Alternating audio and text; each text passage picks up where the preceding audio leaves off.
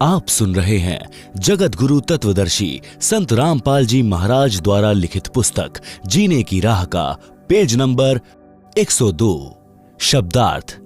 जिस क्षेत्र में महात्मा गुरुजन नहीं होते और नदी आसपास न बह रही हो, हे भक्त उस देश को त्याग दे। वहां काल की भयंकर प्रताड़ना है। इसलिए हे पाठक जनों, जब भी जिस आयु में सतगुरु मिल जाएं, भक्ति प्रारंभ कर देना। संत गरीबदास जी ने कहा है कि चली गई सो जान दे, ले रहती कूराख, उतरी लाव चढ़ाई यो, करो अपूठी चाक। भावार्थ। हे मानव, जो आयु बिना सद्गुरु मिले बीत चुकी हो, वह तो व्यर्थ गई। उसकी चिंता छोड़कर सच्ची लगन से शेष बची आयु में भक्ति करके कल्याण करवा ले। भक्ति पर लगने के पश्चात संसारिक कार्य भी आसान हो जाएंगे। जैसे कुएं से पानी निकालते समय नेजू यानी बाल्टी से बंधी रस्सी चक्र से उतर जाती तो बाल्टी को खींचना कठिन हो जाता था। नेजू को फिर से चक्र पर चढ़ाकर बाल्टी खींचना बहुत आसान हो जाता है। सतगुरु की शरण में आने से पहले लाव यानी रस्सी चक्र से उतरी हुई के समान पानी निकालना कठिन हो रहा था। उसी प्रकार सब कार्य कठिनता से बन रहे थे। भक्ति शुरू करते ही कार्य आसानी से बनने लगे। जैसे रस्सी चक्र पर चढ़ने के पश्चात पानी आसानी से निकलता है। यह विचार नहीं करना चाहिए कि अब तो आयु कम रहती है, अब क्या भक्ति करेंगे। जब भी सत्संग से ज्ञान हो जाए, उसी आयु में दृढ़ता व लगन से भक्ति पर लग जाना चाहिए। आप सुन रहे हैं जगत गुरु तत्वदर्शी संत रामपाल जी महाराज द्वारा लिखित पुस्तक जीने की राह का पेज नंबर 103। भावार्थ। जो आयु चली गई उसकी चिंता छोड़कर शेष की रक्षा करो, यानी भक्ति दान सेवा में लगा दो। जैसे पुराने समय में कुएं से खेती की सिंचाई के लिए चमड़े की चड़स प्रयोग होती थी, जिसमें 2-3 क्विंटल पानी भर जाता था। उसको काष्ठ की चक्री के ऊपर लाव यानी मोटी रस्सी चढ़ाकर बांधकर खींचते थे। यदि लाव यानी रस्सी चक्री से उतर जाती थी यानी फिसल जाती थी तो उसे खींचना कठिन हो जाता था। उसको जैसे तैसे पुनः चक्री यानी काष्ठ के मोटे घेरे पर चढ़ाया जाता था, जिससे चड़स को बाहर निकालना आसान होता था, जो उससे लाभ लेने का यथार्थ तरीका है। इसलिए हे मानव, यदि गुरु शरण नहीं ली है तो आपकी लाव उतरी पड़ी है। जीवन का प्रत्येक कार्य मुसीबत बना खड़ा है। उस जीवन की लाव को पुनः पुली यानी चक्री पर चढ़ा लो, फिर चलाओ, आसान हो जाएगा। यानी गुरु जी की शरण लेकर अपने जीवन की राह को आसान बनाओ। वैश्या का उद्धार। सत्संग सुनने से जीवन सुधर जाता है। परमेश्वर कबीर जी रात्रि में घर घर में सत्संग करते थे। दिन में अपने निर्वाह के लिए सब श्रोता तथा कबीर जी कार्य करते थे। एक रात्रि में सत्संग चल रहा था।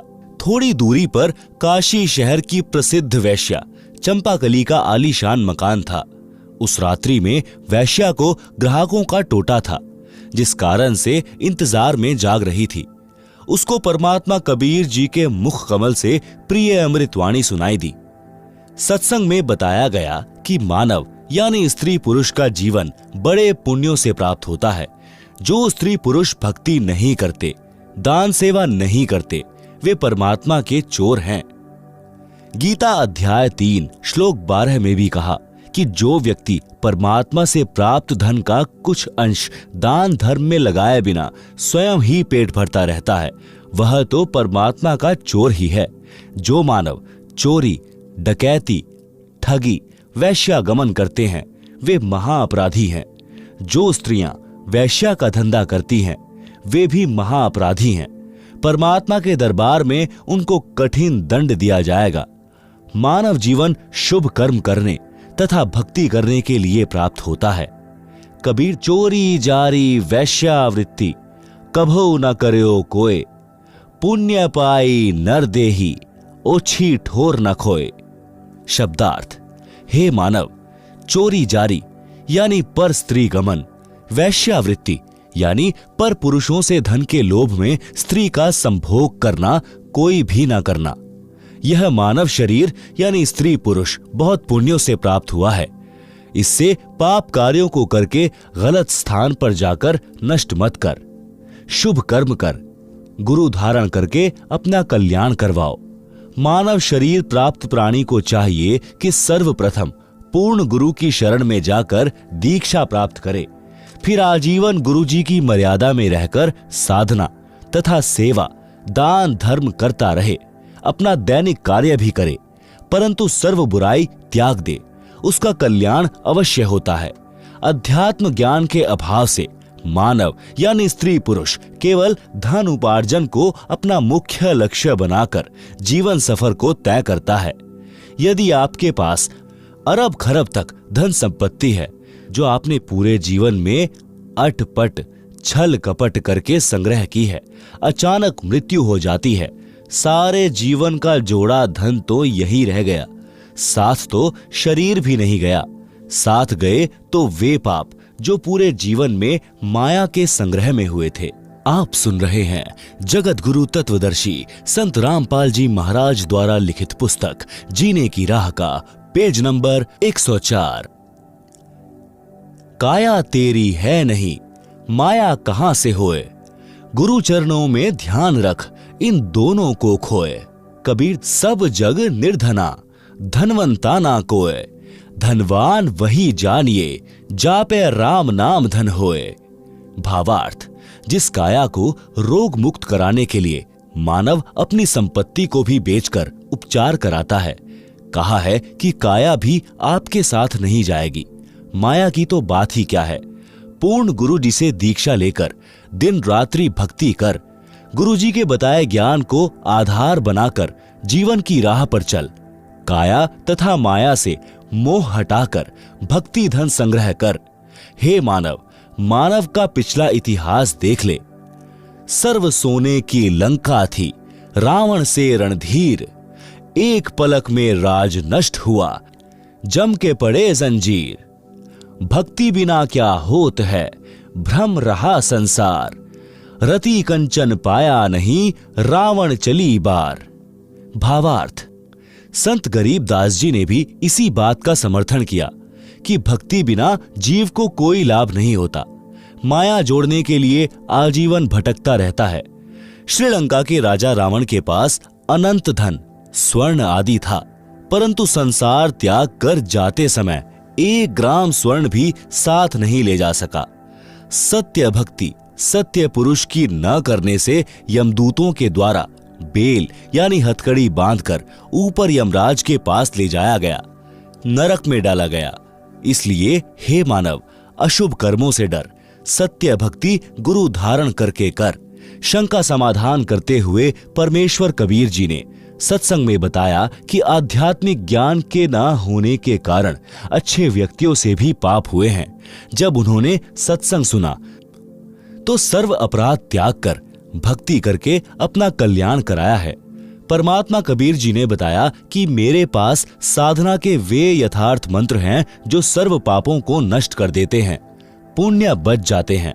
जैसे वर्तमान में वैज्ञानिकों ने ऐसी औषधि खोजी है जो खेती में डालने से घास व खरपतवार को नष्ट कर देती है, फसल सुरक्षित रहती है। ये मंत्र मैं अपने लोक से लेकर आया हूं।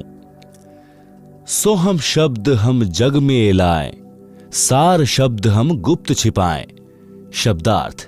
शब्दार्थ ऊपर किया है। ऋग्वेद मंडल 9 सूक्त 95 मंत्र 2 में भी प्रमाण है कि परमात्मा इस संसार में प्रत्यक्ष प्रकट होकर अपनी अमृतवाणी द्वारा मुक्ति के सत्य मार्ग की प्रेरणा करता है। वह परमात्मा सब देवों का देव यानी सर्व का मालिक भक्ति के गुप्त नामों का आविष्कार करता है। यदि कोई महापापी भी है, सत्य साधना करने लग जाता है और भविष्य में कोई पाप नहीं करता है, तो उसके सर्व पाप समाप्त हो जाते हैं। भक्ति करके अपना कल्याण करा सकता है। आप सुन रहे हैं जगत गुरु तत्वदर्शी संत रामपाल जी महाराज द्वारा लिखित पुस्तक जीने की राह का पेज नंबर 105। उपरोक्त अमृत वचन सुनकर वह बहन वैश्या जैसे गहरी नींद से जागी हो, कांपने लग गई। घर में ताला लगाकर सत्संग स्थल पर गई। पीछे ही महिलाओं की ओर बैठ गई। सत्संग समाप्त होने के पश्चात आवाज लगी कि जो दीक्षा लेना चाहता है वह आगे गुरुदेव जी के पास आ जाए। कुछ स्त्री तथा पुरुष उठकर आगे आए। वह वैश्या भी आई और गुरुदेव जी को अपना परिचय दिया और बताया कि मैंने तो 40 वर्ष की आयु में प्रथम बार ये उपकारी वचन सुनने को मिले हैं। हे परमात्मा, क्या मेरे जैसी पापिन का भी कल्याण संभव है? वैसे तो आप जी ने सर्व समाधान सत्संग में बता दिया, परंतु जब अपने घृणित जीवन की ओर झांकती हूं तो ग्लानि होती है तथा विश्वास नहीं हो रहा कि मेरे जैसे अपराधी को क्षमा कर दिया जाएगा। परमेश्वर कबीर जी ने कहा कि जब ही सत्य नाम हृदय धरा, भयो पाप को नाश, जैसे चिनंगी अग्नि की पड़े पुराने घास। भावार्थ, जैसे करोड़ टन सूखे घास का ढेर लगा हो, यदि उसमें एक तीली माचिस की जलाकर डाल दी जाए तो उस घास को राख बना देती है। फिर हवा चलेगी जो उस राख को भी उड़ाकर ले जाएगी। काम तमाम हुआ। इसी प्रकार करोड़ों जन्मों के भी पाप क्यों ना हो, मेरे सच्चे मंत्र का जाप उसे जलाकर राख कर देगा। भविष्य में कोई गलती ना करना, कल्याण हो जाएगा। यजुर्वेद के अध्याय 8 मंत्र 13 में भी यही प्रमाण है कि परमात्मा अपने भक्त एन सह घोर पापों का नाश कर देता है, जीव का कल्याण कर देता है। उस बहन ने पाप का कार्य यानी वैश्या का धंधा त्याग दिया। परमात्मा कबीर जी से दीक्षा लेकर मर्यादा का पालन करते हुए आजीवन साधना करके चंपाकली ने मोक्ष प्राप्त किया। रंका बंका की कथा। परमेश्वर कबीर जी से चंपाकली ने पूछा कि हे भगवान, इस पाप की संपत्ति और रुपए का क्या करूं? परमेश्वर कबीर जी ने कहा कि बेटी, इस नरक के धन को दान कर दे। घर पर जाकर चंपाकली ने विचार किया कि यदि सर्वधन दान कर दिया तो खाऊंगी क्या? कोई कार्य और है नहीं। चंपाकली सत्संग में अधिक समय जाने लगी। एक दिन सत्संग में बताया गया कि रंका यानी पुरुष तथा बंका यानी स्त्री परमात्मा के परम भक्त थे। तत्व ज्ञान को ठीक से समझा था, उसी आधार से अपना जीवन यापन कर रहे थे। उनकी एक बेटी थी जिसका नाम अंबिका था। अंबिका को अंबिका कहते थे। एक दिन नामदेव भक्त ने अपने गुरुजी से कहा कि गुरुदेव, आपके भक्त रंका व बंका बहुत निर्धन हैं। आप उन्हें कुछ धन दे दो तो उनको जंगल से लकड़ियां लाकर शहर में बेचकर निर्वाह न करना पड़े। दोनों जंगल में जाते हैं, लकड़ियां चुग कर लाते हैं। भोजन का काम कठिनता से चलता है। गुरुदेव बोले, भाई, मैंने कई बार धन देने की कोशिश की है, परंतु ये सब दान कर देते हैं। 2-3 बार तो मैं स्वयं वेश बदलकर लकड़ी खरीदने वाला बनकर गया हूं। उनकी लकड़ियों की कीमत अन्य से 100 गुना अधिक दी थी। उनकी लकड़ियां प्रतिदिन 2-2 आना की बिकती थी। मैंने 10 रुपए में खरीदी थी। उन्होंने 4 आना रखकर शेष रुपए मेरे को सत्संग में दान कर दिए। अब आप बताओ कि कैसे धन दूं? भक्त नामदेव जी ने फिर आग्रह किया कि अब की बार धन देकर देखो, अवश्य लेंगे। गुरु तथा नामदेव जी उस रास्ते पर गए जिस रास्ते से रंका बंका लकड़ी लेकर जंगल से आते थे। गुरुजी ने रास्ते में सोने यानी गोल्ड के बहुत सारे आभूषण डाल दिए जो लाखों रुपए की कीमत के थे। नामदेव तथा गुरुदेव एक झाड़ के पीछे छिपकर खड़े हो गए। रंका आगे आगे चल रहा था, सिर पर लकड़ियां रखकर, तथा उसके पीछे लकड़ियां लेकर बंका 200 फुट के अंतर में चल रही थी। भक्त रंका जी ने देखा कि स्वर्ण आभूषण बेशकीमती हैं और बंका नारी जाती है। कहीं आभूषणों को देखकर लालच आ जाए और अपना धर्म कर्म खराब कर ले, इसलिए पैरों से उन आभूषणों पर मिट्टी डालने लगा। भक्तमती बंका भी पूरे गुरु की चेली थी। उसने देखा कि पतिदेव गहनों पर मिट्टी डाल रहा है, उद्देश्य भी जान गई। आवाज लगाकर बोली कि चलो भक्त जी, क्यों मिट्टी पर मिट्टी डाल रहे हो? बंका जी समझ गए कि इरादे की पक्की है, कच्ची नहीं है। दोनों उस लाखों के धन का उल्लंघन करके नगर को चले गए। गुरु जी ने कहा कि देख लिया भक्त नामदेव जी, भक्त हो तो ऐसे। आप सुन रहे हैं जगत गुरु तत्वदर्शी संत रामपाल जी महाराज द्वारा लिखित पुस्तक जीने की राह का पेज नंबर 106। एक दिन शाम 4 बजे गुरुजी सत्संग कर रहे थे। सत्संग स्थल रंका जी की झोपड़ी से 4 एकड़ की दूरी पर था। रंका तथा बंका दोनों सत्संग सुनने गए हुए थे। उनकी बेटी अंबिका आयु 19 वर्ष झोपड़ी के बाहर चारपाई पर बैठी थी। झोपड़ी में आग लग गई, सब सामान जल गया। अंबिका दौड़ी दौड़ी आई और देखा कि सत्संग चल रहा था। गुरुजी सत्संग सुना रहे थे। श्रोता विशेष ध्यान से सत्संग सुनने में मग्न थे। शांति छाई थी। अंबिका ने जोर जोर से कहा कि माता जी, झोपड़ी में आग लग गई, सब सामान जल गया। माता बंकी उठी और बेटी को एक ओर ले गई और पूछा कि क्या बचा है। बेटी अंबिका ने बताया कि एक चारपाई बाहर थी, वही बची है। भक्त रंका भी उठकर आ गया था। दोनों ने कहा कि बेटी, उस चारपाई को भी आग के हवाले करके आ जा, सत्संग सुन ले। झोपड़ी नहीं होती तो आग नहीं लगती, आग नहीं लगती तो सत्संग के वचनों का आनंद भंग नहीं होता। अंबिका गई और चारपाई को झोपड़ी वाली आग में डालकर सत्संग सुनने आ गई। सत्संग के पश्चात घर गए। उस समय का खाना सत्संग में लंगर में खा लिया था। रात्रि में जली झोपड़ी के पास एक पेड़ के नीचे बिना बिछाए सो गए। भक्ति करने के लिए वक्त से उठे तो उनके ऊपर सुंदर झोपड़ी थी तथा सर्व बर्तन तथा आटा दाल आदि आदि मिट्टी के घड़ों में भरा था।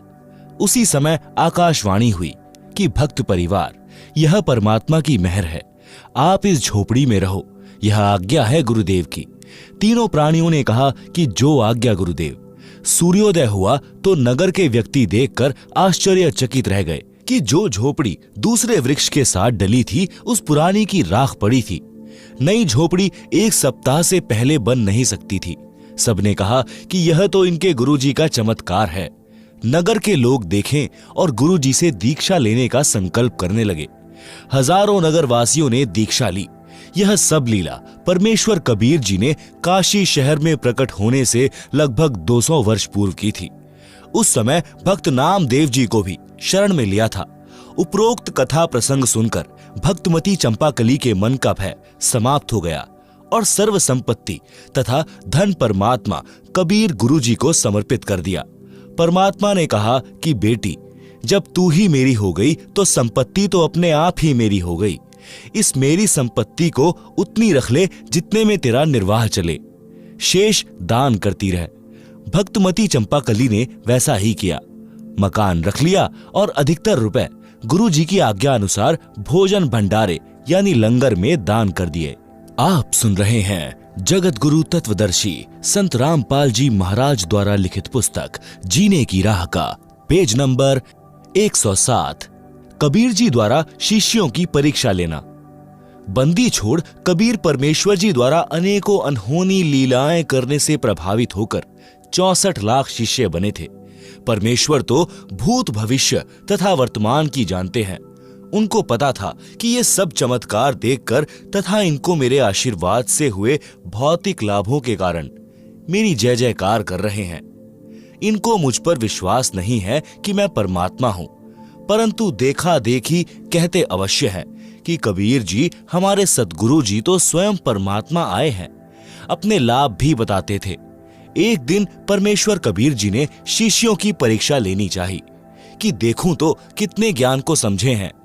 यदि इनको विश्वास ही नहीं है तो ये मोक्ष के अधिकारी नहीं है, ये तो मेरे सिर पर व्यर्थ का भार है। यह विचार करके एक योजना बनाई। अपने परम शिष्य रविदास से कहा कि एक हाथी किराए पर लाओ। काशी नगर में एक सुंदर वैश्या थी। उसके मकान से थोड़ी दूरी पर किसी कबीर जी के भक्त का मकान था। कबीर जी उसके आंगन में रात्रि के समय सत्संग कर रहे थे। उसी दिन उस वैश्या के पास भी ग्राहक नहीं थे। सत्संग के वचन सुनने के लिए वह अपने मकान की छत पर कुर्सी लेकर बैठ गई।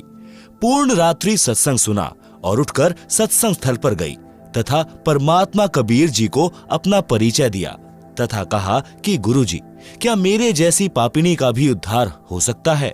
मैंने अपने जीवन में प्रथम बार आत्म कल्याण की बातें सुनी हैं। अब मेरे पास दो ही विकल्प हैं कि या तो मेरा कल्याण हो या मैं आत्महत्या करके पापों का प्रायश्चित करूं। परमात्मा कबीर जी ने कहा, बेटी, आत्महत्या करना महापाप है। भक्ति करने से सर्व पाप परमात्मा नष्ट कर देता है। आप मेरे से उपदेश लेकर साधना करो और भविष्य में पापों से बचकर रहना। उस बहन ने प्रतिज्ञा की और परमात्मा कबीर जी से दीक्षा लेकर भक्ति करने लगी तथा जहां भी प्रभु कबीर जी सत्संग करते वहीं सत्संग सुनने जाने लगी, जिस कारण से कबीर जी के भक्तों को उसका सत्संग में आना अच्छा नहीं लगता था।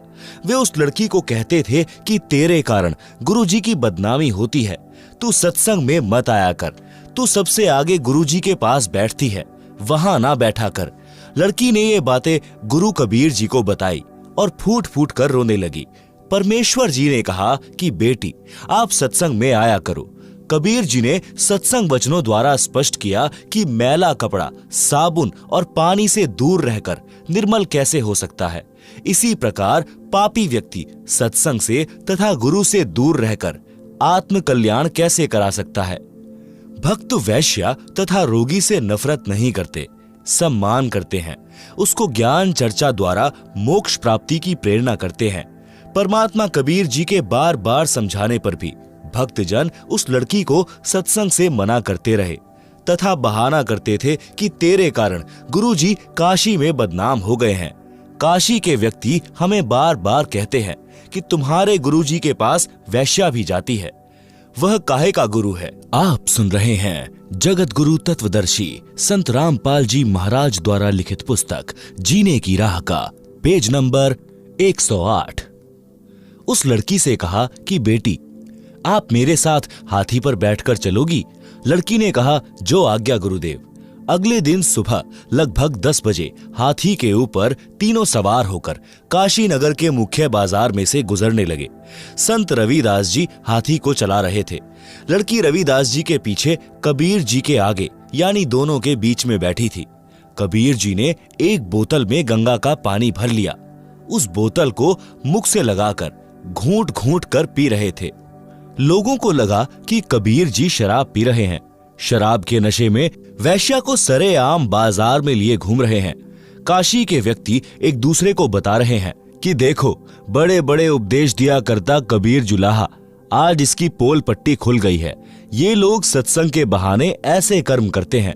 काशी के व्यक्ति कबीर जी के शिष्यों को पकड़ पकड़ कर लाकर दिखा रहे थे कि देख, तुम्हारे परमात्मा की करतूत, शराब पी रहे हैं, वैश्या को लिए सरेआम घूम रहा है। यह लीला देखकर वे 64 लाख नकली शिष्य कबीर जी को त्याग कर चले गए। पहले वाली साधना करने लगे। लोक लाज में फंसकर गुरु विमुख हो गए। परमात्मा कबीर जी विशेषकर ऐसी लीला उस समय किया करते जिस समय दिल्ली का सम्राट सिकंदर लोधी काशी नगरी में आया हो। उस समय सिकंदर लोधी राजा काशी में उपस्थित था। काजी पंडितों ने राजा को शिकायत कर दी कि कबीर जुलाहे ने जुल्म कर दिया। शर्म लाज समाप्त करके सरेआम वैश्या के साथ हाथी के ऊपर गलत कार्य कर रहा था, शराब पी रहा है। राजा ने तुरंत पकड़कर गंगा में डुबोकर मारने का आदेश दिया। आप सुन रहे हैं जगत गुरु तत्वदर्शी संत रामपाल जी महाराज द्वारा लिखित पुस्तक जीने की राह का पेज नंबर 109। अपने हाथों से राजा सिकंदर ने हाथों में हथकड़ी तथा पैरों में बेड़ी तथा गले में तोक लगाई। नौका में बैठाकर गंगा दरिया के मध्य में ले जाकर दरिया में सिपाहियों ने पटक दिया। हथकड़ी, बेड़ी तथा तोक अपने आप टूटकर जल में गिर गई। परमात्मा जल पर पद्म आसन लगाकर बैठ गए। नीचे से गंगा जल चक्कर काटता हुआ बह रहा था। परमात्मा जल के ऊपर आराम से बैठे थे। कुछ समय उपरांत परमात्मा कबीर जी गंगा के किनारे आ गए। सिपाहियों ने शेख तकी के आदेश से कबीर जी को पकड़कर नौका में बैठाकर कबीर परमात्मा के पैरों तथा कमर पर भारी पत्थर बांधकर हाथ पीछे को रस्सी से बांधकर गंगा दरिया के मध्य में फेंक दिया। रस्से टूट गए, पत्थर जल में डूब गए। परमेश्वर कबीर जी जल के ऊपर बैठे रह गए। जब देखा कि कबीर गंगा दरिया में डूबा नहीं, तो क्रोधित होकर शेख तकी ने राजा से कहकर तोप के गोले मारने का आदेश दे दिया। पहले कबीर जी को पत्थर मारे, गोली मारी, तीर मारे। अंत में तोप के गोले 4 पहर यानी 12 घंटे तक कबीर जी के ऊपर चलाए। कोई तो वही किनारे पर गिर जाता, कोई दूसरे किनारे पर जाकर गिरता, कोई दूर तालाब में जाकर गिरता। एक भी गोला, पत्थर, बंदूक की गोली या तीर परमेश्वर कबीर जी के आसपास भी नहीं गया। इतना कुछ देखकर भी काशी के व्यक्ति परमेश्वर को नहीं पहचान पाए। तब परमेश्वर कबीर जी ने देखा कि ये तो अक्ल के अंधे हैं। उसी समय गंगा के जल में समा गए और अपने भक्त रविदास जी के घर प्रकट हो गए। दर्शकों को विश्वास हो गया कि कबीर जुलाहा गंगा जल में डूबकर मर गया है। उसके ऊपर रेत व रेग यानी गारा जम गई होगी। सब खुशी मनाते हुए, नाचते कूदते हुए नगर को चल पड़े। शेख तकी अपनी मंडली के साथ संत रविदास जी के घर यह बताने के लिए गया कि जिस कबीर जी को तुम परमात्मा कहते थे वह डूब गया है, मर गया है। संत रविदास जी के घर पर जाकर देखा तो कबीर जी इकतारा यानी वाद्य यंत्र बजा बजा कर शब्द गा रहे थे। शेख तकी की तो मां सी मर गई। राजा सिकंदर के पास जाकर बताया कि वह आंखें बचाकर भाग गया है, रविदास के घर बैठा है। यह सुनकर बादशाह सिकंदर लोधी संत रविदास जी की कुटी पर गया। परमात्मा कबीर जी वहां से अंतर ध्यान होकर गंगा दरिया के मध्य में जल के ऊपर समाधि लगाकर जैसे जमीन पर बैठते हैं ऐसे बैठ गए। रविदास जी से पूछा कि कबीर जी कहां पर हैं? संत रविदास जी ने कहा कि हे बादशाह जी, वे पूर्ण परमात्मा हैं, वे ही अलख अल्लाह हैं। आप इन्हें पहचानो, वे तो मर्जी के मालिक हैं, जहां चाहे चले जाएं। मुझे कुछ नहीं पता कहां चले गए, वे तो सबके साथ रहते हैं। उसी समय किसी ने बताया कि कबीर जी तो गंगा के बीच में बैठे भक्ति कर रहे हैं। सब व्यक्ति तथा राजा व सिपाही गंगा दरिया के किनारे फिर से गए। राजा ने नौका भेजकर मल्लाहों के द्वारा संदेश भेजा कि बाहर आए। मल्लाहों ने नौका कबीर जी के पास ले जाकर राजा का आदेश सुनाया कि आपको सिकंदर बादशाह याद कर रहे हैं, आप चलिए। परमेश्वर कबीर जी उस जहाज यानी बड़ी नौका में बैठकर किनारे आए। आप सुन रहे हैं जगत गुरु तत्वदर्शी संत रामपाल जी महाराज द्वारा लिखित पुस्तक जीने की राह का पेज नंबर 110। राजा सिकंदर ने फिर गिरफ्तार करवाकर हाथ पैर बांधकर खूनी हाथी से मरवाने की आज्ञा कर दी। चारों ओर जनता खड़ी थी। सिकंदर ऊंचे स्थान पर बैठे थे। परमात्मा को बांध जोड़कर पृथ्वी पर डाल रखा था। महावत यानी हाथी के ड्राइवर ने हाथी को शराब पिलाई और कबीर जी को कुचलकर मरवाने के लिए कबीर जी की ओर बढ़ा। कबीर जी ने अपने पास एक बब्बर सिंह खड़ा कर दिया। वह केवल हाथी को दिखा। हाथी चिंघाड़ कर डर के मारे वापस भाग गया। महावत को नौकरी का भय सताने लगा। हाथी को भाले मार मार कर कबीर जी की ओर ले जाने लगा, परंतु हाथी उल्टा भागे। तब पीलवान यानी महावत को भी शेर खड़ा दिखाई दिया तो डर के मारे उसके हाथ से अंकुश गिर गया। हाथी भाग गया। परमेश्वर कबीर जी के बंधन टूट गए। कबीर जी खड़े हुए तथा अंगड़ाई ली तो लंबे बढ़ गए। सिर आसमान को छुआ दिखाई देने लगा। प्रकाशमान शरीर दिखाई देने लगा। सिकंदर राजा भय से कांपता हुआ परमेश्वर कबीर जी के चरणों में गिर गया।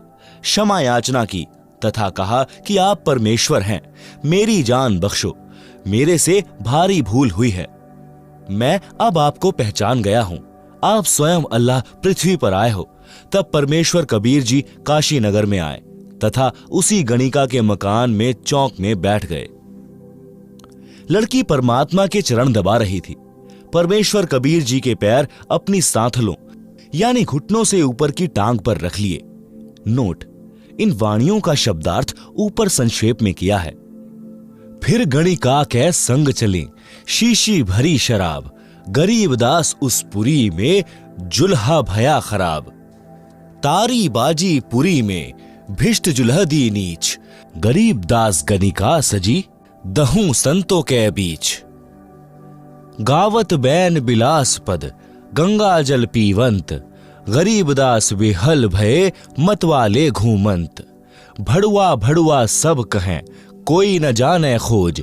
दास गरीब कबीर करम बांटत शिर का बोझ। देखो गनी का संगी लई कहते कौम 36। गरीब दास इस जुलहदी का दर्शन आन हदीस। शाह सिकंदर को सुनी भिष्ट हुए दो संत। गरीब दास चारों वरण उठी लागे सब पंथ। चारी वर्ण शट आश्रम दोनों दीन खुशाल। गरीब दास हिंदू तुरक पड़या शहर गली जाल। शाह सिकंदर कह गए सुनी कबले अरदास। गरीब दास तलबां हुई पकड़े दोनों दास। कहो कबीर यो क्या किया गनिका लिन्ही संग। गरीब दास भूले भक्ति परया भजन में भंग। सुनो सिकंदर बादशाह हमरी अरज आवाज। गरीब दास वह राखिसी जिन योह साज्या साज। जड़ियां तोक जंजीर गल शाह सिकंदर आप। गरीब दास पदलीन है तारी अजपा जाप। हाथों जड़ी हथकड़ी पग बेड़ी पहिराए। गरीब दास बीच गंग में तहां दीन्हा छिटकाए। झड़ी गए तोक जंजीर सब लगे किनारे आए। गरीब दास देखे खलक स्यों काजी बादशाह। नीचे नीचे गंगा जल ऊपर आसन थीर। गरीब दास बूढ़े नहीं बैठे अधर कबीर। यह अचरज कैसा भया देखें दोनों दीन। गरीब दास काजी कहें बांधी दिया जलसीन। गल में फांसी डारी करी बांधो शिला सुधारी। गरीब दास यह जुलहदी जब बूढ़े गंगधार। शिला धरी जब नाव में बांधी गले कबीर। गरीब दास फंद टूटी के ना डूबे जल नीर। शिला चही शाह और को देखत काशी ख्याल। गरीब दास कबीर का आसन अधर हमाल। तीर बाण गोली चले तो प्रहकल्यों शोर। गरीब दास उस जुलहदी के गई एक नहीं और। अधर धार गोले बहें जल के बीच गभाक। गरीब दास उस जुलहदी पर शस्त्र छूटे लाख।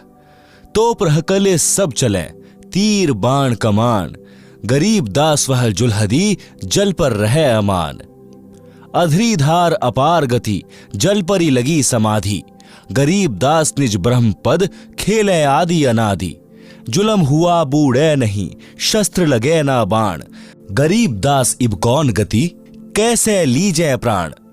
लगी समाधि अगाध में बिचरे काशी गंग। गरीब दास की लोल सर छुहे चरण तरंग। चारी पहर गोले बगे धमी मुलक मैदान। गरीब दास पोखर सुखे रहे कबीर अमान। अपनी करनी सब करी थाके दोनों दीन। गरीब दास अब जुलहदी पैठी गए जलमीन। डूब्या डूब्या सब कहें हो गए गारत गोर। गरीब दास कबले धनी तुम आगे क्या जोर। आनंद मंगल होत है बटे बधाई बेग। गरीब दास उस जुलहदी पर फिर गई रेती रेग। हस्ती घोड़े चढ़त हैं पान मिठाई चीर। गरीब दास काशी खुशी बूढ़े गंग कबीर। जावो घरी रे दास के हिलकारे हजूर। गरीब दास खुशिया कहो कहियो नहीं कसूर। झालरी ढोलक बजत है गावे शब्द कबीर। गरीब दास रे दास संगी दोनों एक ही तीर। काजी पंडित सब गए शाह सिकंदर उठ। गरीब दास रे दास के भेष गए जटजूट। कोठी कुठले सब झके बासन टींडर गोली। गरीब दास रह दास सुनो कहां गए वह बोल। वे प्रगट पूर्ण पुरुष हैं अविनाशी अलख अल्लाह। गरीब दास रह दास कहे सुनो सिकंदर शाह। सूरजमुखी सुभान सर खिले फूल गुलजार। गरीब दास काजी पंडित करता शाह पुकार। शाह सिकंदर फिर गए उस गंगा के तीर। दास गरीब कबीर हरि बैठे ऊपर नीर। बैठी मलाह जिहाज में गए धार के बीच। गरीब दास हरि हरि करे प्रेम फुहारे सींच। करी अरज मलाह तहां दीन दुनी बादशाह। गरीब दास आसन उधर लगी समाधि जुलाहा। भंवर फिरत हैं गंग जल फूल उगाने कोटि। गरीब दास तहां बंदगी हरिजन हरि की ओट। संकल सीढ़ी लाय करी उतरे तहां मलाह। गरीब दास हम बंदगी याद किए बादशाह। बैठ कबीर जहाज में आए गंगा घाट। गरीब दास काशी थकी हांडे बहु विधि बाट। आप सुन रहे हैं जगत गुरु तत्वदर्शी संत रामपाल जी महाराज द्वारा लिखित पुस्तक जीने की राह का पेज नंबर 111। शब्दार्थ वाणी नंबर 726 से 730 का शब्दार्थ। परमात्मा कबीर जी ने शिष्यों की परीक्षा लेने के उद्देश्य से एक शीशी में गंगा दरिया का जल भर लिया। काशी शहर की प्रसिद्ध वैश्या और रविदास संत जी के साथ किराए के हाथी पर चढ़कर काशी शहर के मुख्य बाजार की गलियों में घूमने लगे। शीशी से मुख लगाकर जल पी रहे थे, परंतु अदा कर रहे थे जैसे शराब पी रहे हैं। रविदास जी हाथी को चला रहे थे, पीछे वैश्या बैठी थी। वैश्या के पीछे कबीर जी वैश्या के गले में हाथ डालकर आशिक की तरह अभिनय कर रहे थे। काशी शहर के व्यक्ति यह सब देखकर हाथों से तालियां बजाने लगे और कहने लगे कि देखो, कबीर नीच जुलाहा वैश्या को साथ लेकर शराब के नशे में वैश्या के गले में हाथ डालकर मतवाला होकर घूम रहा है। परमात्मा कबीर जी भक्ति के शब्द कविता गा रहे थे और झूम रहे थे। जनता समझ रही थी कि गाने गा रहा है। अभद्र तरीके से वैश्या से लिपटा बैठा है। इसने लोक लाज भी उतार दी है। काशी नगर के सब नागरिक कबीर जी को भड़वा भड़वा यानी व्यभिचारी व्यभिचारी कहने लगे, परंतु इस राज को कोई नहीं समझ पा रहा था कि परमात्मा कबीर जी सतगुरु रूप में अनेकों शिष्यों को दीक्षा दे चुके थे। उनके पापों का भार अपने सिर पर ले रखा था। शिष्य गुरु आज्ञा का पालन नहीं कर रहे थे, उनके भार से मुक्त हो रहे थे। शिष्यगण यह लीला देखकर नाम दीक्षा त्याग कर कबीर जी से दूर हो गए। उनके सत्संग विचार भी सुनने के लिए सत्संग जाना भी त्याग दिया। जितने शिष्यों ने नाम त्यागा, उनका भार कबीर जी के सिर से उतर गया। काशी शहर के 36 बिरादरी के व्यक्ति कह रहे थे कि देखो, गणिक यानी वैश्या को साथ लेकर चल रहा है।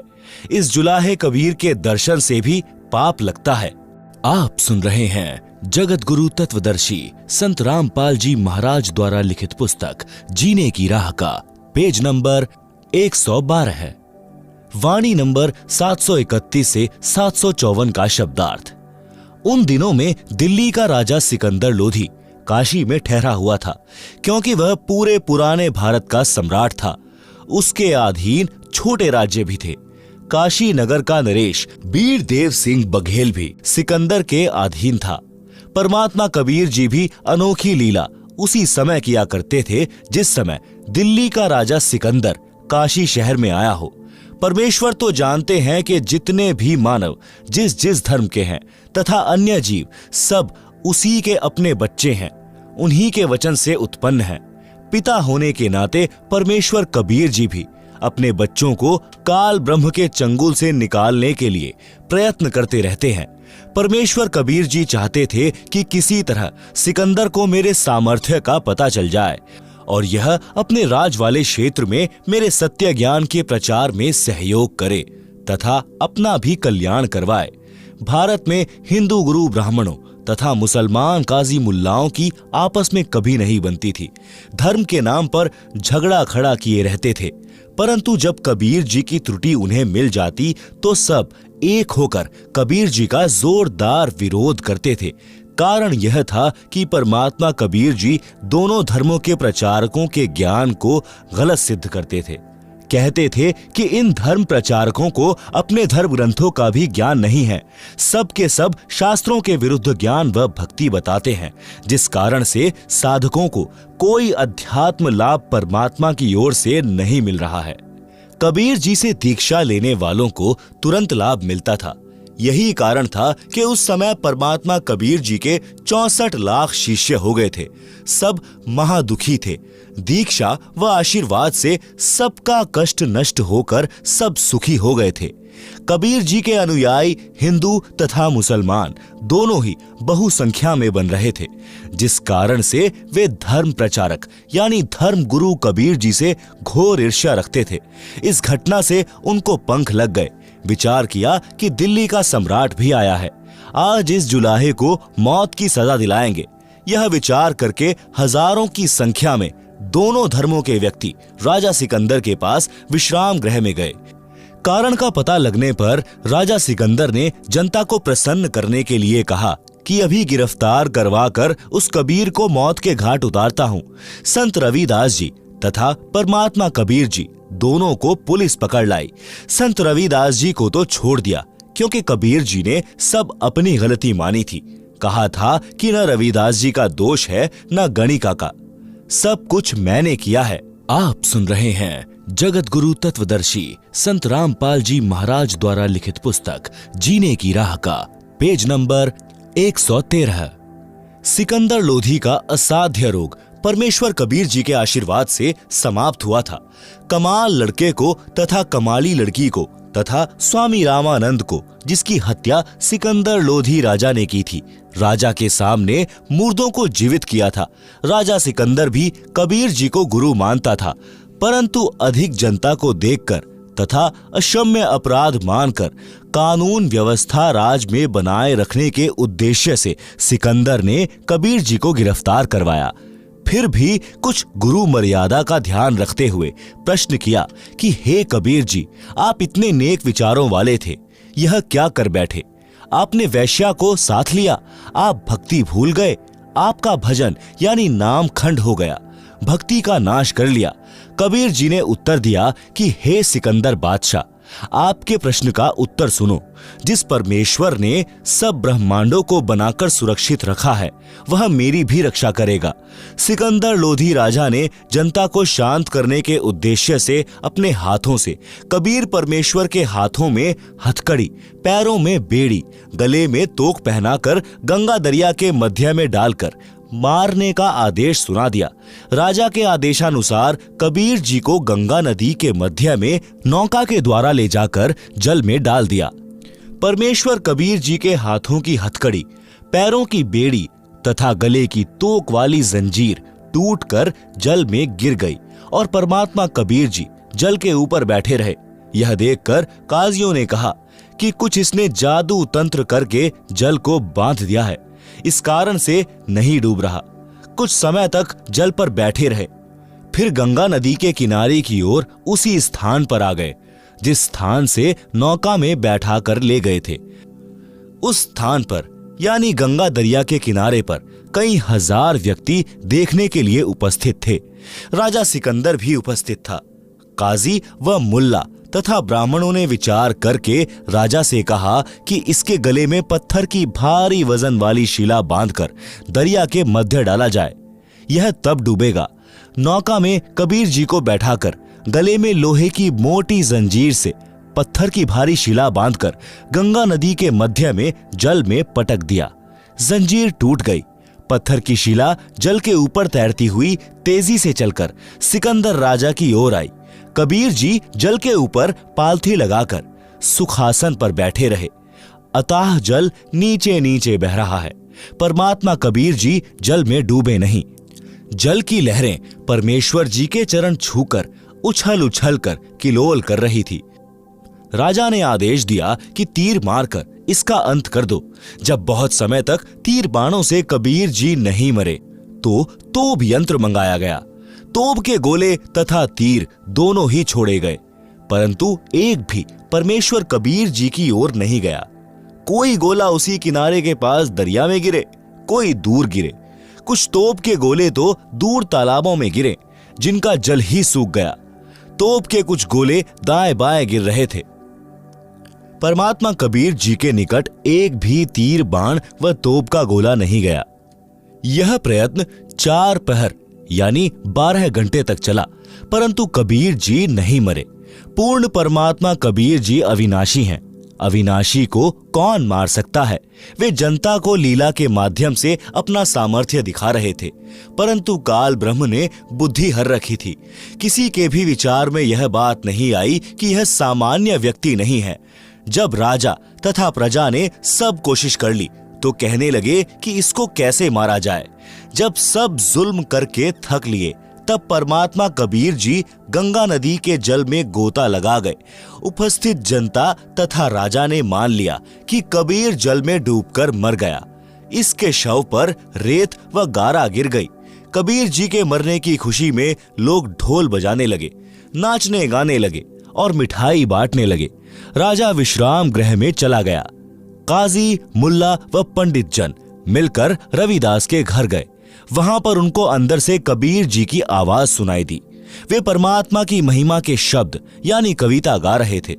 रविदास जी को बताने गए थे कि जिसे आप अविनाशी कहते थे वह कबीर मर गया है। घर के अंदर गए तो कबीर जी रविदास जी के पास बैठे थे। दोनों शब्द गा रहे थे। देखकर वापस जाकर सिकंदर को बताया कि कबीर मरा नहीं, वह तो रविदास के घर पर बैठा है। हजारों की संख्या में काशी के काजी, मुल्ला, पंडित तथा जनता रविदास जी के घर गए। वहां पर कबीर जी नहीं मिले।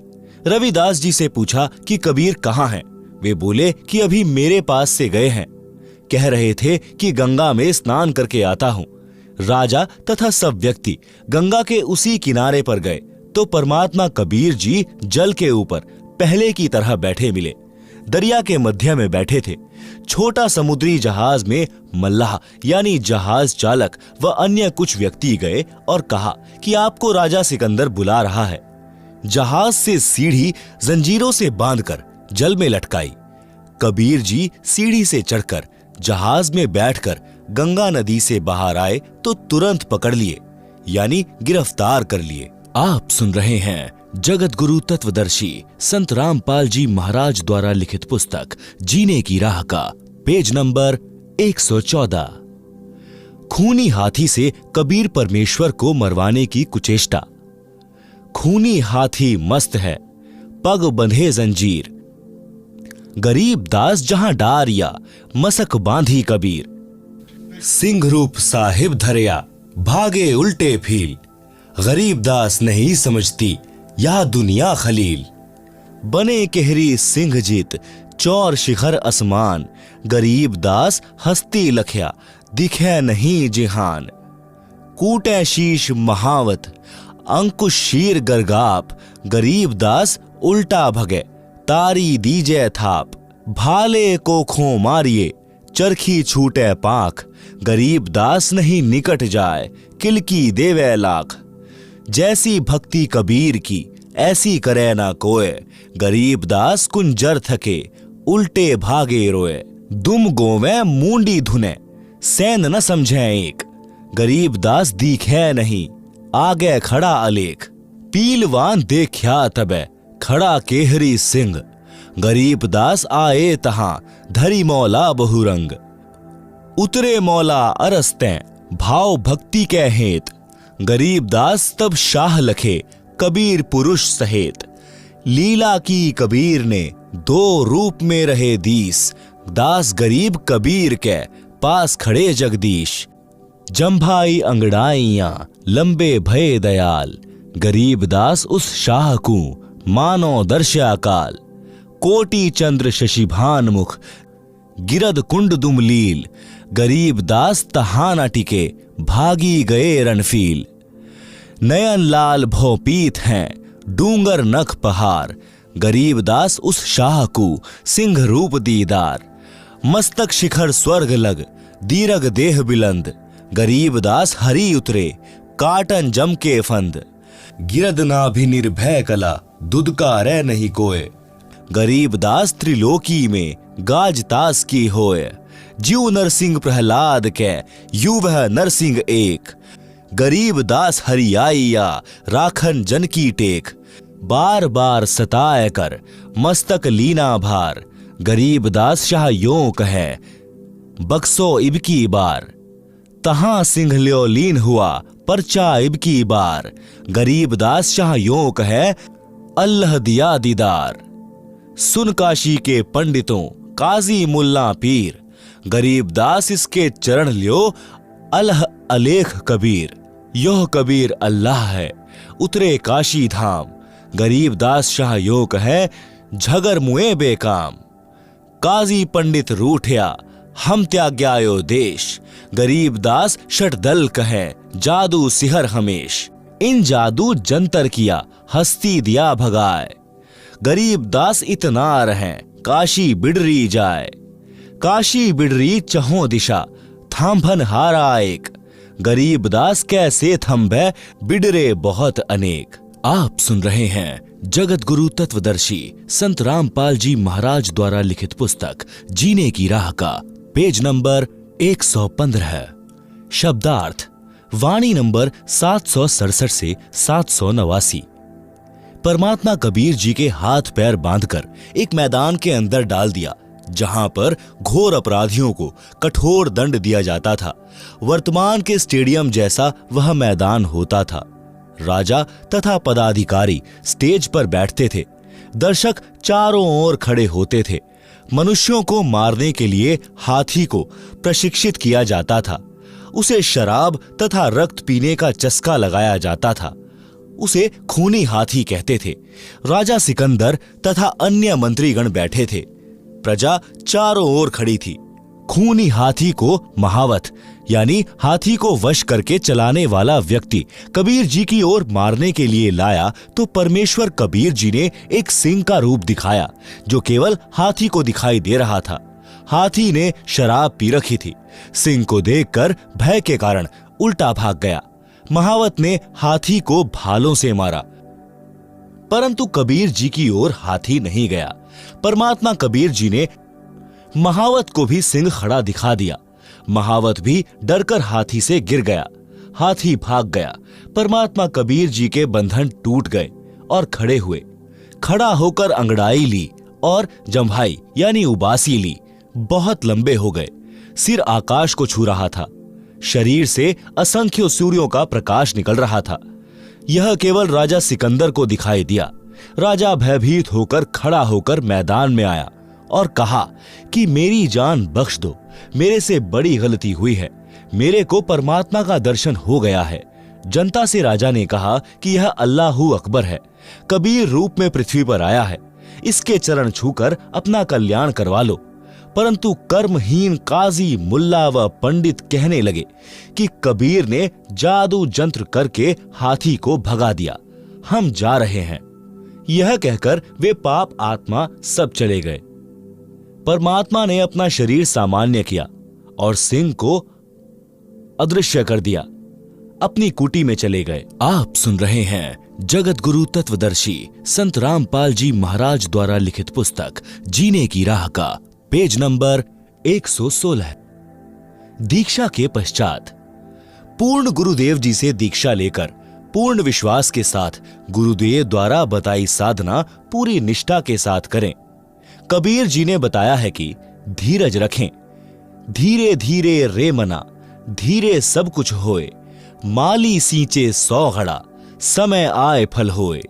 भावार्थ, जैसे माली आम का बीज बोता है, उसकी सिंचाई करता है, कुछ दिन पश्चात अंकुर दिखाई देता है, फिर भी समय समय पर सिंचाई करता रहता है।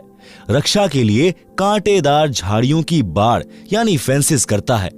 एक आम के पौधे को पेड़ बनने में लगभग 8 से 10 वर्ष लग जाते हैं। तब तक माली पौधा लगाने वाला यानी बाग का मालिक या नौकर उस पौधे की सिंचाई करता रहता है। जब आम का पेड़ बन जाता है तो आम के फल लगते हैं। इतने लगते हैं कि स्वयं का परिवार भी खाता है तथा बेचकर अपना निर्वाह भी करता है। इसी प्रकार भक्ति नाम रूपी बीज को बोकर यानी दीक्षा लेकर उसका स्मरण दान रूपी सिंचाई करते रहना चाहिए। आम के पौधे की तरह धीरे धीरे भक्ति रूपी पेड़ बनने के पश्चात सुखों का अंबार लग जाएगा। जैसे आम के पेड़ को टनों आम लगे, खाए और बेचकर धन कमाया, इसी प्रकार भक्त को धीरज रखना चाहिए। धीरे धीरे भक्ति का परिणाम आने लगेगा। विश्वास, परमात्मा की भक्ति का लाभ उसी को होता है जो परमात्मा की महिमा पर पूर्ण विश्वास रखता है। परमात्मा के लिए कुछ भी असंभव नहीं है। एक नगर के बाहर जंगल में दो महात्मा साधना कर रहे थे। एक 40 वर्ष से घर त्याग कर साधना कर रहा था, दूसरा अभी 2 वर्ष से साधना करने लगा था। परमात्मा के दरबार से एक देवदूत प्रतिदिन कुछ समय उन दोनों साधकों के पास व्यतीत करता था। दोनों साधकों के आश्रम गांव के पूर्व तथा पश्चिम में थे। बड़े का स्थान पश्चिम में तथा छोटे का स्थान गांव के पूर्व में जंगल में था। देवदूत प्रतिदिन 1-1 घंटा दोनों के पास बैठता, परमात्मा की चर्चा चलती, दोनों साधकों का अच्छा समय व्यतीत होता। एक दिन देवदूत ने भगवान विष्णु जी से कहा कि भगवान, कपिला नगरी के बाहर आपके 2 परम भक्त रहते हैं। श्री विष्णु जी ने कहा कि एक परम भक्त है, दूसरा तो बनावटी भक्त है। देवदूत ने विचार किया कि जो 40 वर्ष से साधना रत है वह पक्का भक्त होगा, क्योंकि लंबी लंबी दाढ़ी, सिर पर बड़ी जटा यानी केश है और समय भी 40 वर्ष बहुत होता है। देवदूत बोला कि हे प्रभु, जो 40 वर्ष से आपकी भक्ति कर रहा है वह होगा परम भक्त। प्रभु ने कहा नहीं, दूसरा जो 2 वर्ष से साधना में लगा है। प्रभु ने कहा कि देवदूत, मेरी बात पर विश्वास नहीं हुआ। देवदूत बोला, प्रभु ऐसा नहीं है, परंतु मेरी तुच्छ बुद्धि यही मान रही है कि बड़ी आयु वाला भी अच्छा भक्त है। श्री विष्णु जी ने कहा कि कल आप देर से पृथ्वी पर जाना, दोनों ही देर से आने का कारण पूछेंगे तो आप बताना कि आज प्रभु जी ने हाथी को सुई के नाके से निकालना था, वह लीला देखकर आया हूं, इसलिए आने में देर हो गई। जो उत्तर मिले उससे आपको भी पता लग जाएगा कि परम भक्त कौन है। पहले प्रतिदिन देवदूत सुबह 8 बजे के आसपास बड़े के पास जाता था और 10 बजे के आसपास छोटी आयु वाले के पास जाता था। अगले दिन बड़ी आयु वाले के पास दिन के 12 बजे पहुंचा। देर से आने का कारण पूछा तो देवदूत ने बताया कि आज 11:30 बजे दिन के परमात्मा ने लीला करनी थी, वह देख कर आया हूं। 40 वर्ष वाले ने पूछा कि क्या लीला की प्रभु ने, बताइएगा। देवदूत ने कहा कि श्री विष्णु जी ने कमाल कर दिया, हाथी को सुई के नाके यानी छिद्र में से निकाल दिया। यह सुनकर भक्त बोला कि देवदूत, ऐसी झूठ बोल जो सुने उसे विश्वास हो। यह कैसे हो सकता है कि हाथी सुई के नाके में से निकल जाए? मेरे सामने निकाल कर दिखाओ। देवदूत समझ गया कि भगवान सत्य ही कह रहे थे। यह तो पशु है, भक्त नहीं, जिसे परमात्मा पर ही विश्वास नहीं कि वह सक्षम है। जो कार्य मानव नहीं कर सकता परमात्मा कर सकता है, उसकी भक्ति व्यर्थ तथा बनावटी है। देवदूत नमस्ते करके चल पड़ा और छोटे भक्त के पास आया। भक्त ने देरी से आने का कारण पूछा तो देवदूत ने संकोच के साथ बताया कि कहीं यह कोई गलत भाषा न बोल दे। कहा कि भक्त क्या बताऊं, परमात्मा ने तो अचरज कर दिया, कमाल कर दिया, देखकर आंखें फटी की फटी रह गई। परमात्मा ने हाथी को सुई के नाके यानी धागा डालने वाले छिद्र के अंदर से निकाल दिया। यह सुनकर भक्त बोला कि देवदूत जी, इसमें आश्चर्य की कौन सी बात है? परमात्मा निकाल दे पूरी पृथ्वी को सुई के नाके में से, हाथी तो बात ही क्या है। देवदूत ने भक्त को सीने से लगाया और कहा कि धन्य है आपके माता पिता जिनसे जन्म हुआ, कुर्बान हूं आपके परमात्मा पर अटल विश्वास पर।